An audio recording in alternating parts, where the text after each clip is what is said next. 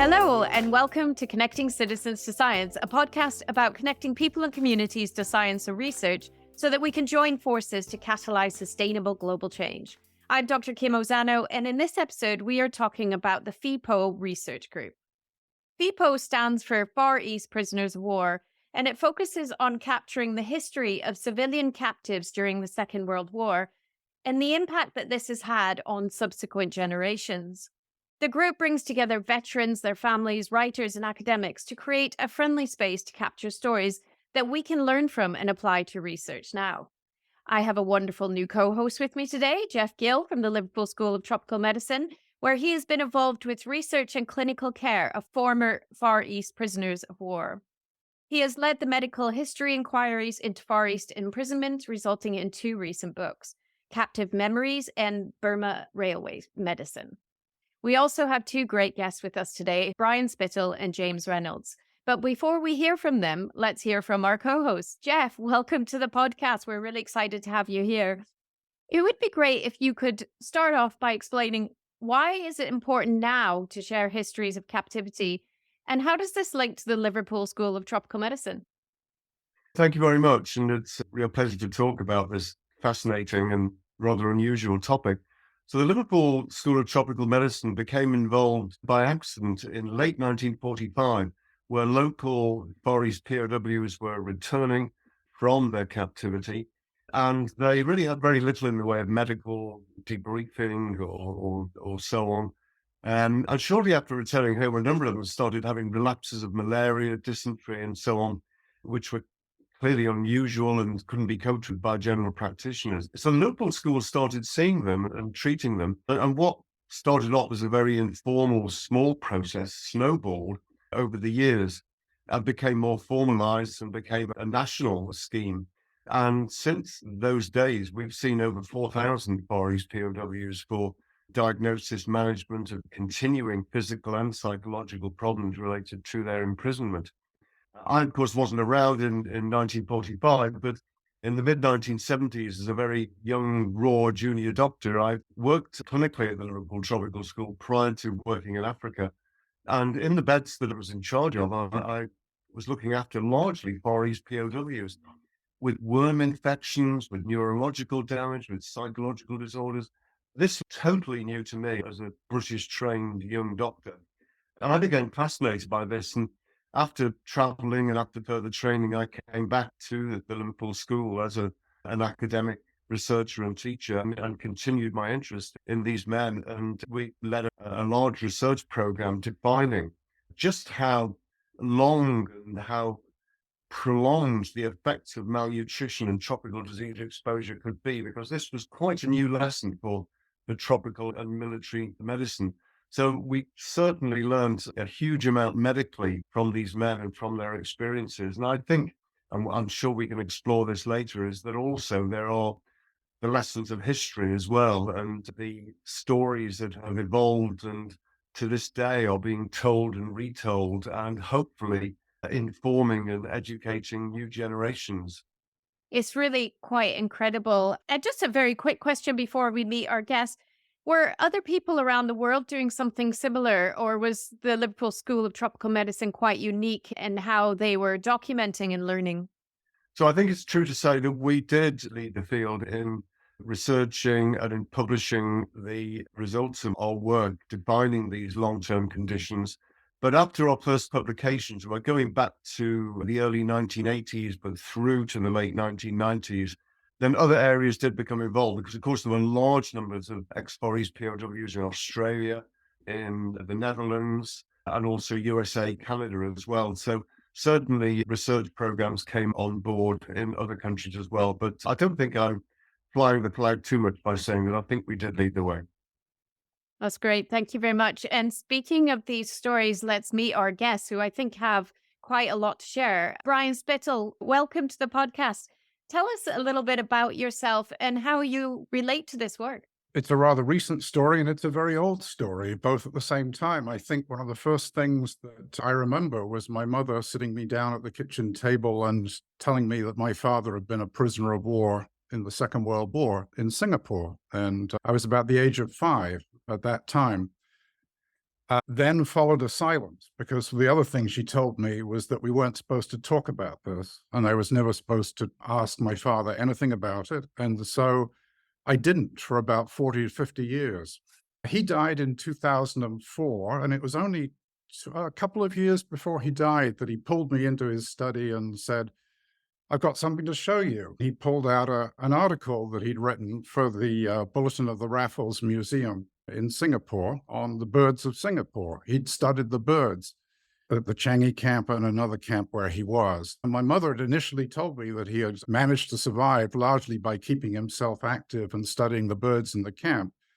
I just had an idea that maybe he was scribbling some things on the back of an envelope, which actually he was. I learned later.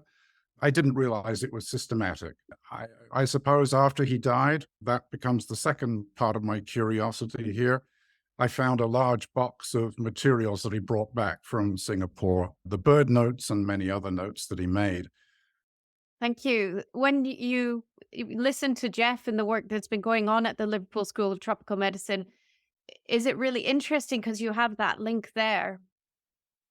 Yes, doubly. In fact, really, my father should be here because he wasn't a trained doctor. He was a self-trained biologist and entomologist. For 8 years before going to Singapore, he had been a lab assistant in the Imperial Institute of Entomology just outside of Slough in England, which was one of the leading entomology research centers in the world.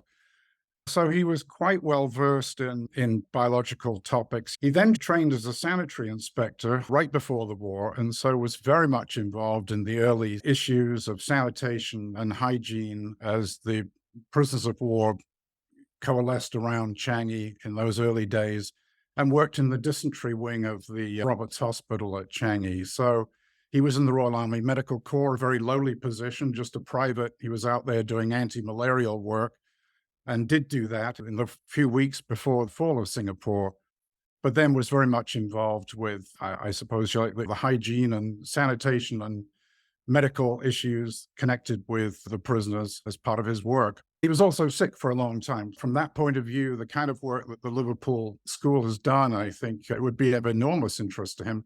Sadly, he never knew about it while he was alive and came back with pretty serious, what we would now call PTSD issues, and never really got any treatment for that or any recognition of it. So that was one of the things that I wrestled with growing up. I only know a little about Jack Spittle and his work, but a couple of things that you mentioned there. One is that a lot of what he did was all about preventive medicine, about hygiene. And that really rings bells with the Liverpool School of Tropical Medicine. Our primary taught course is the Diploma in Tropical Medicine and Hygiene.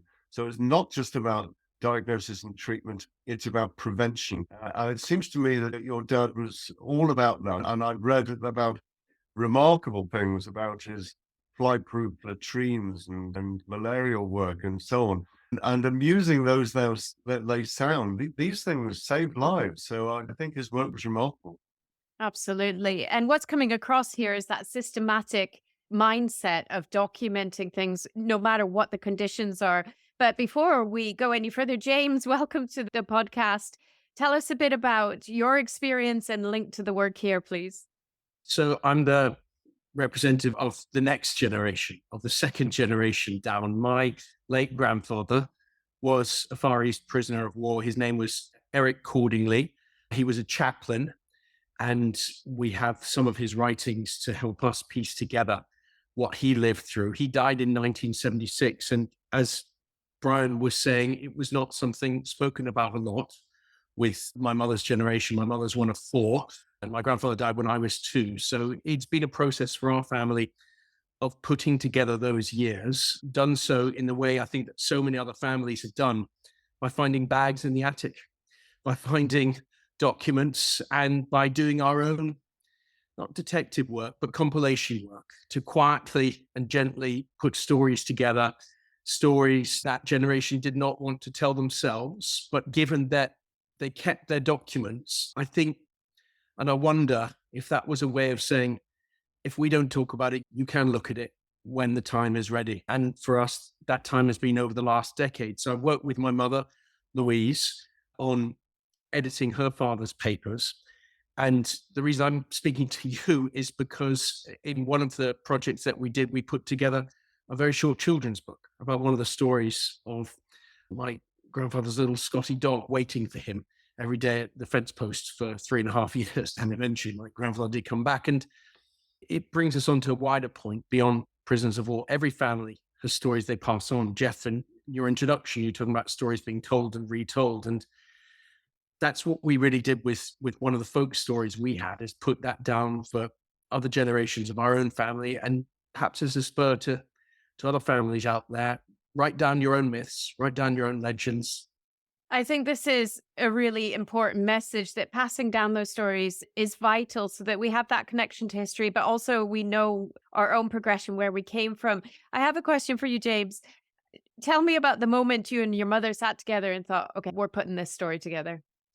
It was a gradual process. We'd done together 2 previous books. One, we'd found a manuscript left behind by my grandfather about his time in Changi, and we found documents of his time on the Burma Railway, which were, as I'm sure you all know, as horrendous as could be imagined, and certainly unimaginable for my own generations.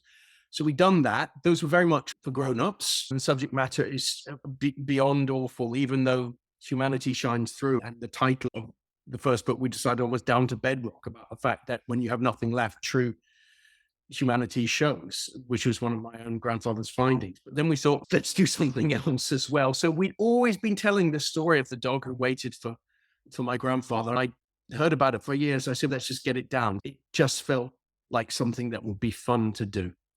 And it was. It sounds like a really good route to talk about something that's really difficult, but to maintain those messages and make sure that the stories are captured and shared for the next generation as well. I'll hand over to Jeff now to talk a little bit more about how these kind of 2 narratives link with the Liverpool School of Tropical Medicine and research now. It is very interesting, isn't it, that a lot of these myths and stories have completely skipped to generation, that the returning POWs themselves mostly just said nothing. Then a lot of these stories have come to light either very late in their lives or even after their deaths. I can think of lots of examples of sons and grandsons, granddaughters and so on, giving to us at the School of Tropical Medicine all sorts of memorabilia and diaries and things which only came to light after the death of their descendants. Was that a sort of a stiff upper lip? Was that a kind of no one will be interested? What's your take on that? The strange thing for me is I've been very aware that my father, when he made all these notes in captivity, he buried them. He kept them buried because they were clandestine. You weren't supposed to be keeping a diary or making any notes of any sort. So he buried them. But then he came back and he buried them again. Not actually buried them, he put them in the attic.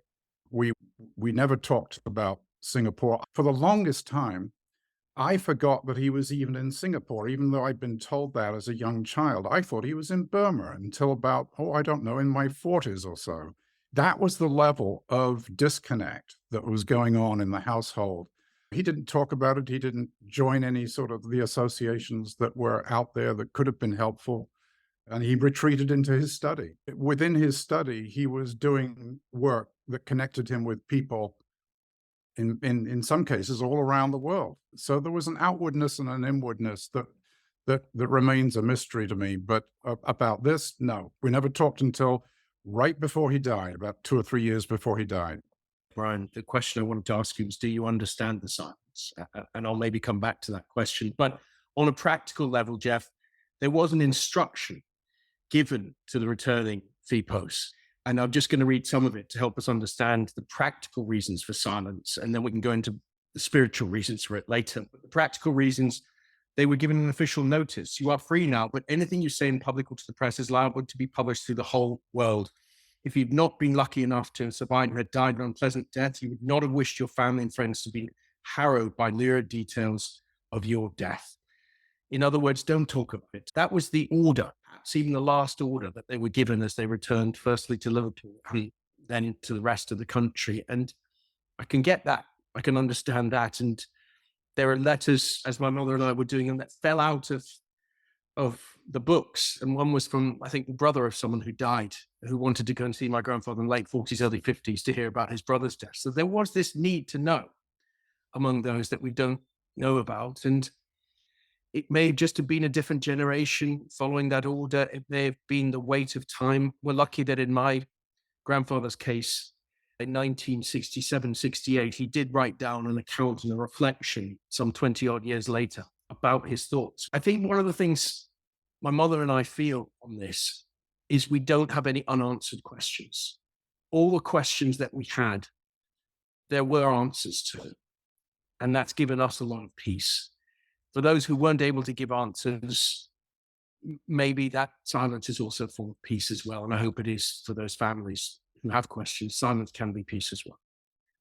I think that, yeah, those are really good points, James. I'm aware of those orders which were given to returning POWs, don't talk. I just sometimes wonder, as the years went by, whether those orders would have been forgotten and people would have written and spoken. And some did. There's no question about that. Some did, but many did not.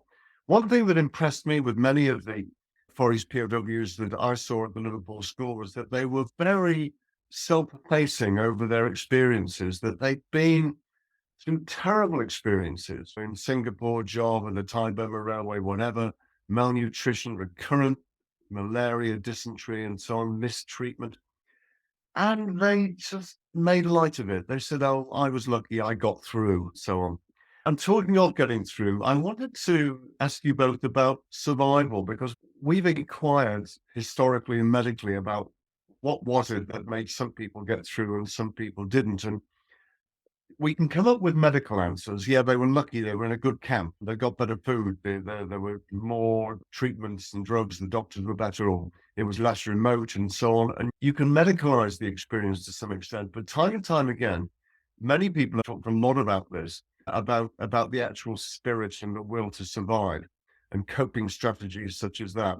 I wonder if you might comment on those. On that point, the thought that we've always had as a family is that one of the reasons my grandfather was able to survive was because he had a very important job, that being a chaplain, and these are his own words, he said, when the war was going on, he said the chaplain was always in the way. People always trying to get him out of the way. But suddenly when they got captured, all of a sudden there was firstly nothing in Changi, and then obviously horror on the railway. His job became really important as a place of solace and on a practical level, and on burying people and being with them in their last moments. Their meticulous records he had to take as part of his job, showing that he was with dozens, if not hundreds, of soldiers as they died. And that's suddenly become from what was a rather non-essential job he felt before the war to an absolutely essential job in captivity. Brian, do you think that your father's knowledge of public health and preventive medicine, do you think that might have helped him, his own practices as a POW, and helped get him through? Yes, I've thought quite a lot about this. I've read your grandfather's book, James, and I was very struck by it. It's a wonderful testimony. My own father was, I think, by character almost at this point, a researcher. He'd gone through 8-9 years as a lab assistant. He was immersed in research techniques. From this, I think he wanted to document what was going on. Yes, some of it was just keeping up time. He was bored and he needed to fill time and fill the day. And he did that through writing down everything, I think. But one of the things he wrote again and again were drafts of articles he wanted to publish after the war. He wrote an article on fly swatting, which, I mean, there was a sort of slightly humorous take on hygiene, if you like. I don't think it was ever published, but he wrote these drafts of these short articles. And I think that what's implicit in that is two things. One is the discipline and the focus and the ability to engage with the world as it is around you.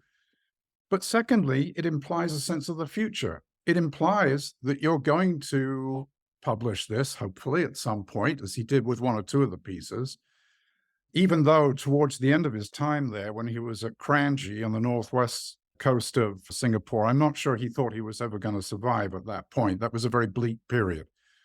But still, I think those two pieces, the discipline of the research, which he learned so well to the Imperial Institute of Entomology, and then to me, the sense of the future. You mentioned fly swatting there, and that was a very interesting practice. And a very simple but effective method of dysentery control. Particularly worked well on the Thai-Burma railway, where it became so sophisticated that before men could have their supper, they had to produce 50 dead flies. And laughable though this seems, this radically reduced dysentery rates. You cut down the flies, they stop buzzing around the trees, they stop landing on food and so on, less dysentery. It's just such a simple and clever hygiene method. And it's interesting that your dad was involved with that. And again, I mentioned before, the fly-proof latrines, again, something very simple, but actually something of huge benefit. And I think that's one of the things that we as a school of academic tropical medicine have learned, that very simple techniques can actually be enormously effective. See that in simple things like malaria control in children in the tropics. Just a bed net, a properly used bed net, can be enormously effective in reducing malarial transmission and mortality. So I think that is a very important point. I think what also strikes me here is the human resilience that comes out. I was listening to your stories and having a focus and living for others and playing a role. And as we live in a world that's changing all the time right now, and the pandemic and the kind of conflict we're seeing around the world, these stories have messages of resilience within them, don't they? James and Brian, have you found that you've learned a lot just from not just about the stories, but also about the way you can live in current situations? I think I'm still learning. There are so many pieces that I'm still trying to piece together. I'm not going to be able to do all of it. I've got to a certain point, but it's leading me to more questions as much as answers. Now, I think there's a certain piece that comes from a period of engaging with, in my case, my father, and what I did not know, and trying to come to know some of what I did not know. In essence, I don't think I can ever know what he went through. The gap there is just too enormous. In terms of learning about resiliency and his character, of course, I've learned a lot, but I'm left with this paradox, and I don't know what to say about it. But awful though they were, the camps were a place where there was enormous cooperation and, I think, an absence of hate. My father said there were no quarrels. People got along with each other. There was no time for discord. And so that's one piece that I think becomes a puzzle. Is that once there's, and I've read one or two POW memoirs, Russell Braven's in particular, Naked Island, as he's leaving Singapore after he's released, there's almost this feeling of loss, that he's lost his comrades, he's lost this camaraderie. What happens to them now? Your question, I think, gets to that a little bit. What do we learn from all of that? The other question I have is the other voices. I think one of the limits of these memoirs, and it's inherent in them because they're personal stories, of course, but what voices are we not listening to? What voices have we not heard? I'm finding myself more and more interested in what was the experience of the Chinese? What was the experience of the Malays? What was the experience of Indians? And for that matter, Japanese. Those are stories I would like to hear more of and engage myself more with, because I think my father thought that too. He actually was one of those people who did not have any particular malice, feel any particular malice towards the Japanese. He thought everyone was in a pretty rotten boat. Most of the Japanese he met didn't want to be there either. That was his sort of view. I think we have some real questions to ask there. And there's so much that can be added with these stories, but they need to be multidimensional, not just one-dimensional. I can only do one story. I'm not even sure I can do that, but there are so many that I would like to engage with. Brian, I've thought of others, and in my work as a journalist, it's taken me to people who did know what it's like. I've seen many people caught up in war, many people caught up in disasters over the years, and it struck me that they're the ones who know, not me, and that I can understand it, but I haven't lived it. But it is worth knowing that out there are people who have lived it. We talk about the FEPOWs, and we can also talk about the people who cared for the FEPOWs left behind. There are people I've interviewed who've been split up for years in different parts of conflicts, not knowing if their relatives are okay or not, people who've gone through devastating tragedies of their own. And there are people out there who know. It's not me, but I've met them.